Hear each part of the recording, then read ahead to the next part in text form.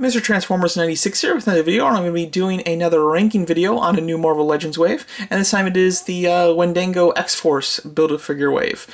So this is an interesting wave, and I know that this came out a little bit ago. The reason I'm finally getting to completing it now is because I wasn't planning on completing this wave at all. When this wave came out, there were two figures I wanted, and I got both of those figures, and then I was like, okay, I'm good. I had two Build-A-Figure pieces because of it, so I was curious just to see what it would cost to complete the Build-A-Figure. I looked it up and found that the Build-A-Figure pieces that I had were the cheapest ones, and all the other ones were a little bit more expensive, so I decided not to complete them. However, on Black Friday, they had the other four figures that I didn't have on a really good price for like $13 a piece, so I bought three of them, and with the last one, I decided not to buy him because I could get his Build-A-Figure piece for a bit cheaper, so I'm actually currently waiting on that Build-A-Figure piece, and therefore my Build-A-Figure is lacking a head. So yeah, sorry about that. I will complete him though. By the time this video is posted, I'll probably already have the head, to be honest. But overall, this was an interesting looking wave. As you can see, I did not purchase Wolverine. He was the one I skipped. It looked like a fine figure. It's just I had, other versions of Wolverine, and that one is not one that I particularly need, nor, I really need his X-Force costume. There's nothing personally that I needed from that. So that's why I skipped on Wolverine. However, I did get the rest of the figures, and I want to rank them now from my least favorite to my absolute favorite. So let's get started. In last place we have Guardian. This is a figure that's super boring in my opinion. I don't think that there's really anything special with it. It's your standard male body sculpt for a comic figure. Nothing new. Face sculpt is the only thing that I presume is new, but it's super plain, There's just nothing interesting going on here, and I'm not like a big fan of the character, and therefore, well, at least I like the character. Just figure-wise and character-wise, it's as bland as can be, and easily my last choice.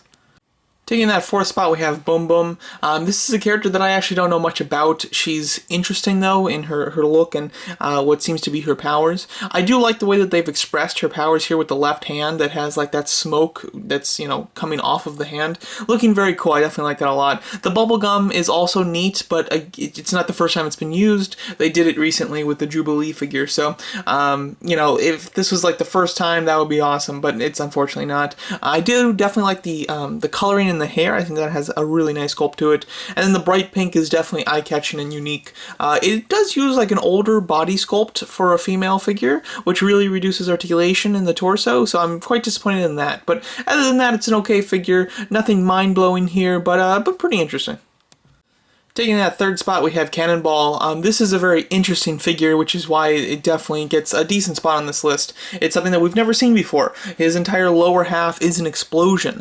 This character, I don't know much about again. However, because of the figure, it makes me want to learn about him, which is pretty neat. So I definitely like the kind of explosion look. I had a bit of worry that it was going to use some sort of softer or somewhat soft kind of rubberish plastic when it comes to the explosion piece, and that's not the case. It's a totally hard plastic, which means that he stands up very well, which is awesome, and yeah, just super interesting in his design, and it looks like the majority of the figure is a new sculpt. The arms might be reused, but I think other than that, everything's new, so that is exciting as well, so, something unique, and when it comes to Marvel Legends figures, especially the comic ones, unique is key, because movie ones typically, need new sculpts, because, their suits aren't just drawn on, and they're not all skin tight, so they are all very different. But when it comes to the comic ones, a lot of them can just be repaints. And we've seen Boom Boom in this list has elements that are just repainted, and then almost the entire figure of Guardian is repainted. So to get something unique with a comic figure is special, and this is definitely a unique one. Taking the silver place, we have Mr. Sinister.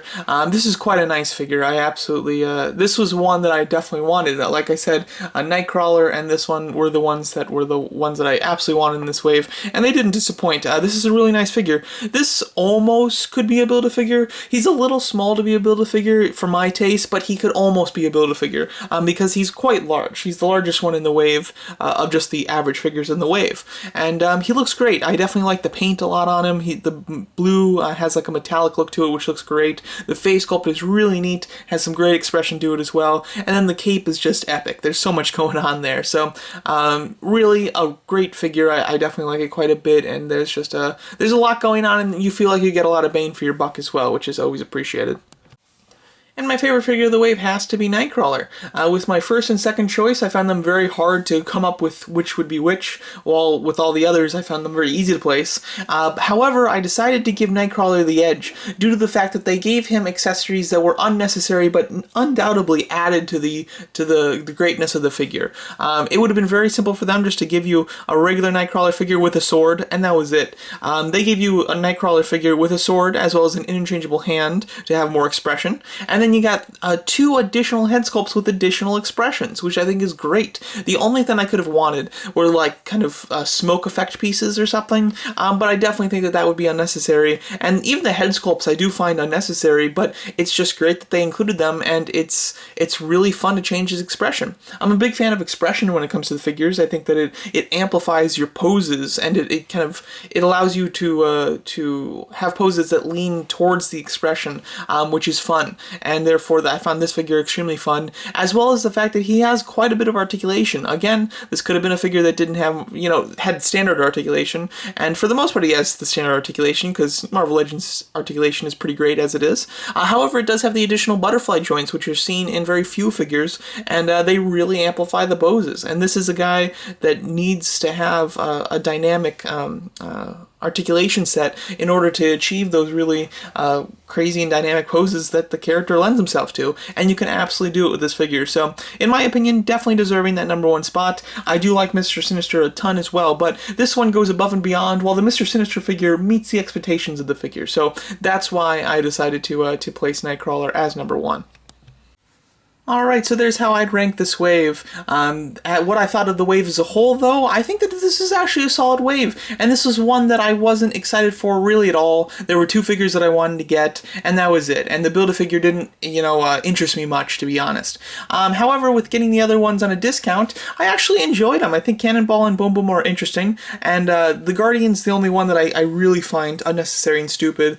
Even the Wolverine one, though, I think looks good. I just don't need another Wolverine. Specifically in that costume, is just not one that I need, so that's why I opted not to get it, just to save a few dollars, because I really found it unnecessary for myself personally. But as a whole, it's an interesting wave. It's our first X-Force wave, which I think is kind of neat, and although there's a lot of figures in it that I don't know a ton about. Actually, there's 3 figures I don't know a ton about, and it's, Guardian, Boom Boom, and Cannonball. But I want to, actually do some research on 2 of those, not the third. But yeah, so overall, it's an interesting mix of figures, and you have some really great figures here, and then you have some average ones. But overall, it's a very interesting assortment, and I am excited to complete the Build-A-Figure. I will say that that from what I have of him, which is, the majority of him at the moment, of course I'll get the head in, probably by the time I post this, I'll already have the head, but at the moment I don't. And overall, he's a really nice looking Build-A-Figure. He's very tall. He's a little bit bigger than I expected, which is always nice. So yeah, overall, pretty fun wave, I'd say, in general. I'd love to hear what you guys think of the way that I rank the wave, and then I'd love to hear your guys' rankings as well, and thanks so much for watching.